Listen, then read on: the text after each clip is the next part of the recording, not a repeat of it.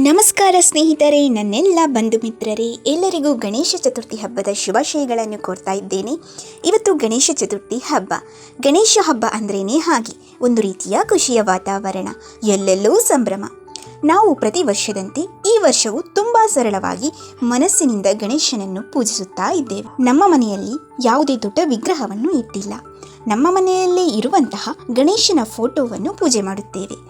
ನಮ್ಮ ನಂಬಿಕೆ ಏನೆಂದರೆ, ನಮ್ಮ ಮನಸ್ಸಿನಲ್ಲಿ ಭಕ್ತಿ ಮತ್ತು ಶ್ರದ್ಧೆ ಇದ್ದರೆ ಅದೇ ದೇವರಿಗೆ ಸಲ್ಲುವ ದೊಡ್ಡ ಪೂಜೆ ಎಂದು.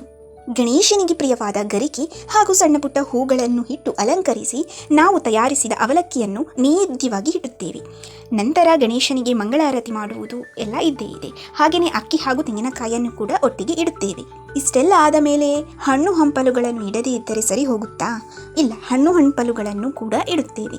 ಗಣೇಶ ಚತುರ್ಥಿ ಅಂದ್ರೇನೆ ಅರಿವು, ಹೊಸ ಆರಂಭ ಮತ್ತು ಸಕಾರಾತ್ಮಕ ಶಕ್ತಿ. ಇದು ಕೇವಲ ಒಂದು ಮೂರ್ತಿಯನ್ನು ಪೂಜಿಸುವುದರ ವಿಷಯವಲ್ಲ, ಬದಲಾಗಿ ನಮ್ಮೊಳಗಿನ ಅಜ್ಞಾನವನ್ನು ತೊಲಗಿಸಿ ಜ್ಞಾನವನ್ನು ಅಳವಡಿಸಿಕೊಳ್ಳುವುದಾಗಿದೆ. ಈ ಹಬ್ಬ ನಮಗೆಲ್ಲರಿಗೂ ಶುಭ ತರಲಿ, ನಮ್ಮೆಲ್ಲ ಪ್ರಯತ್ನಗಳಿಗೆ ಯಶಸ್ಸು ಸಿಗಲಿ. ಗಜಮುಖನೇ ಗಣಪತಿಯೇ ನಿನಗೆ ವಂದನೆ, ನಂಬಿದವರ ಪಾಲಿನ ಕಲ್ಪತರು ನೀನೇ.